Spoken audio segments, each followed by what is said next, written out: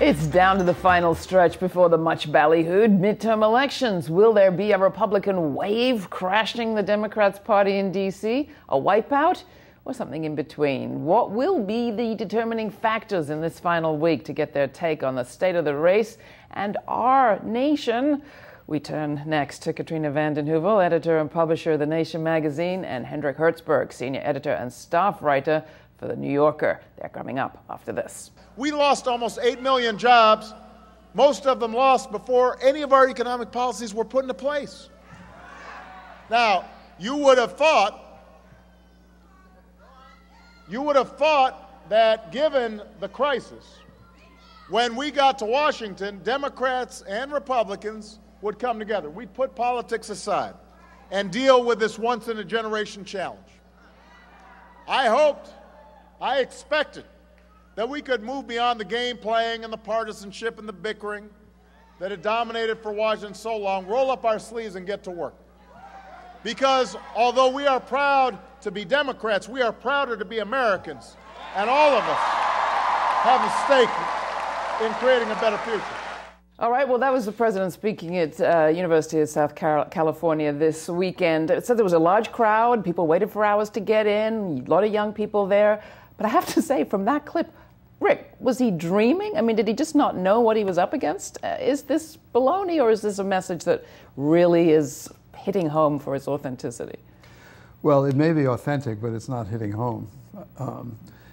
And that's the thing about Obama, I guess, that so many on the left have been puzzled about at the beginning. Did he really mean it about all that stuff, about how the Republicans were going to play nice?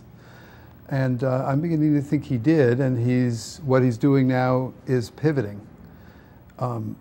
Not soon enough to win a midterm election, which was beyond help anyway, I think. No chance of winning that election.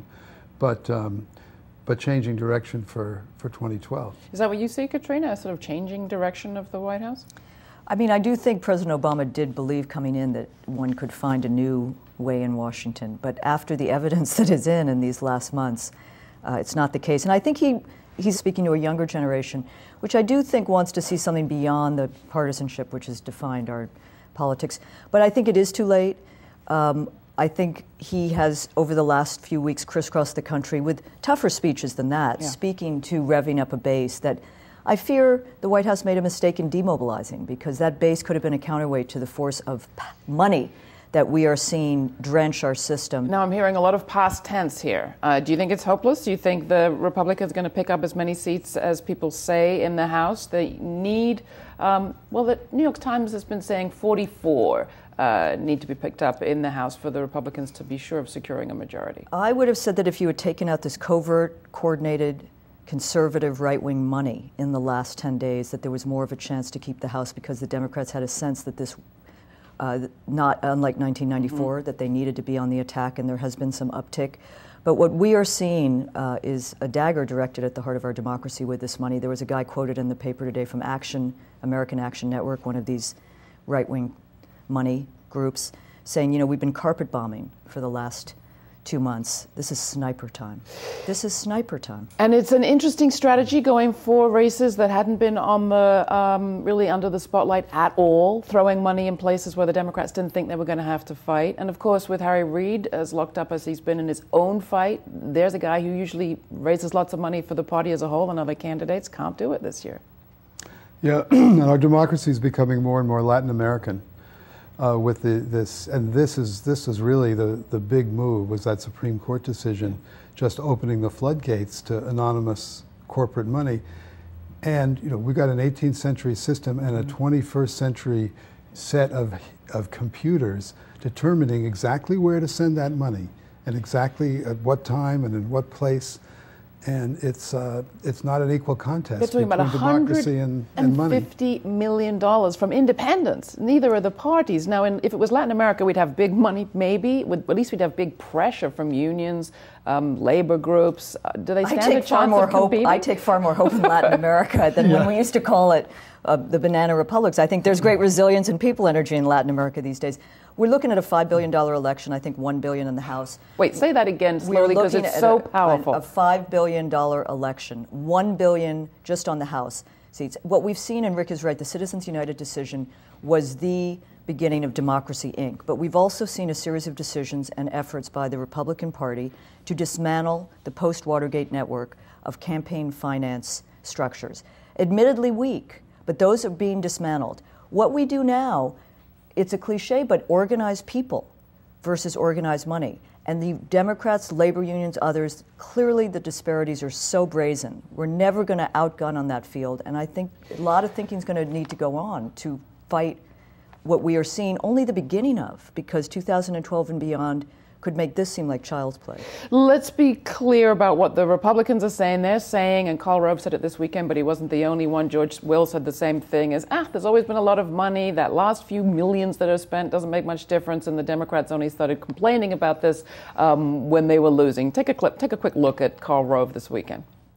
You have the Environment America, Feminist Majority, Humane Society Legislative Front, NARAL, Vote Vets, Human Rights Campaign, Planned Parenthood, League of Conservation Voters, Natural Resources Defense Council, Defenders of Wildlife, and a bunch of others, which are all liberal groups that have been using 501c4s with undisclosed money for years and years and years and years and years, and spending tens and millions of dollars. And it's never been an issue until the President of the United States, on the day when we have a bad economic jobs report, when we lose 95,000 jobs in September and the unemployment rate is 9.6%, the President of the United States goes out and calls conservatives at the Chamber of Commerce and American Crossroads GPS and says these are threats to democracy because they don't disclose their donors.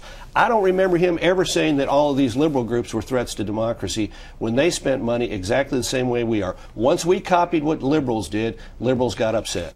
Rick, your answer. I mean, it does seem to me that McCain-Feingold, a lot of talk about campaign finance preceded this election. Quite right about that. It certainly did. It's been a gigantic issue for decades, really. In fact, you can go way back to the progressive era, and it's been it's always been on the radar. And there's a huge difference when you hear the names of those liberal groups that he mentions. You know what they're about. You know what their cause is. American Crossroads. Yeah. They should call it Bloody Crossroads. They're cross and they're against taxes for roads, I think is what it is. But the Citizens United decision did open a new scale, and the scale of money is different in our politics today. And most of these groups he's talking about are also champions of the Disclose Act, which the Republicans nixed in the Congress.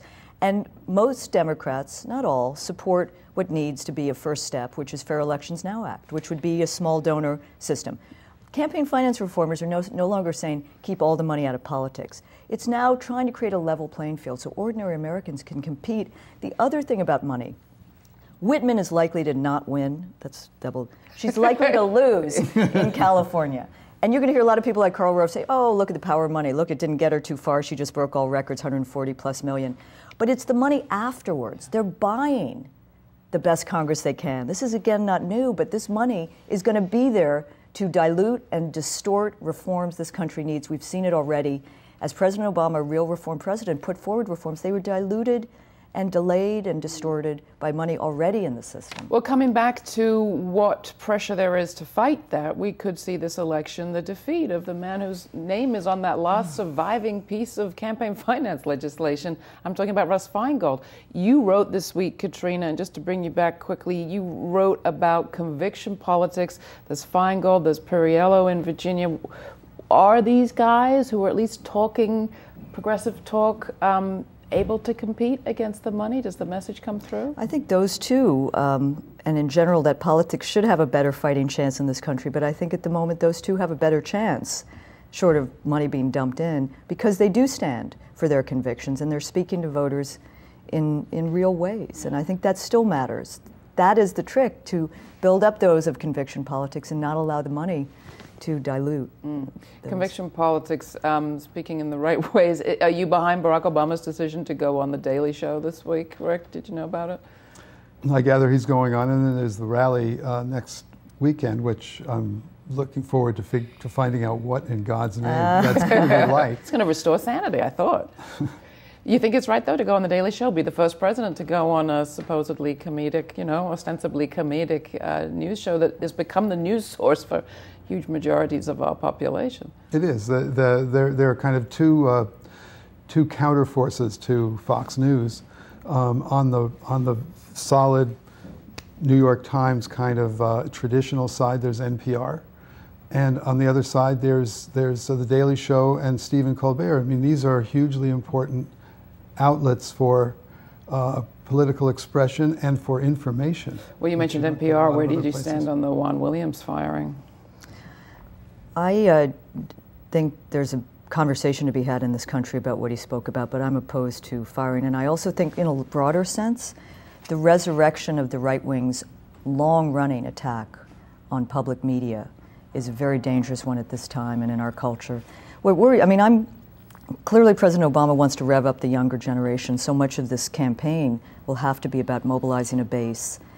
But what worries me most about our media political culture going forward is that you have a situation in which verifiable basic facts no longer seem to matter, and what that means for our political debate. What about violence on really the ground? Scary. I mean, I'm very concerned about what we've heard out of Arizona about what's happened to Raul Grijalva, his office.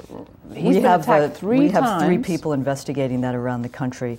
And going forward, the numbers on voter registration have dropped quite radically this midterm, and that is also about the targeting and taking out of Acorn with the problems, but voter registration is something to pay attention to as well. Final question. I saw a NPR poll, I think it was an NPR poll, at least talked about on NPR this week, about senior voting, which is estimated to be at all-time high levels. But instead of the usual predictions that this will be good for Democrats, they're saying these are angry voters.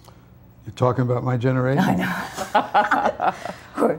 Angry? This is usually the generation we say vote for Democratic initiatives because they remember them. They are perhaps as hopeless and defensive as so many others. And anybody watching this program should not take it from our evaluations of what is probably going to happen as an excuse to sit home and not vote and not to get out there and be citizens. Well, there is a hope that the Democrats will actually realize they're in big trouble and really turn out. Eat, pray, vote. Because the rollback, it's not a simple choice election in my view, and I know that's the Democratic Party language, but you're talking about rolling back the social and economic civilizing advances of the 20th century. Because, the Medicare, Social Security, minimum wage, Department of Education, I mean, this is on the block in ways that we haven't fully comprehended. You got the last word, can't beat that. Katrina, Vanden, Heuvel, Rick Hertzberg. You can get more information at our website, GRITtv.org, and of course with our partners at thenation.com.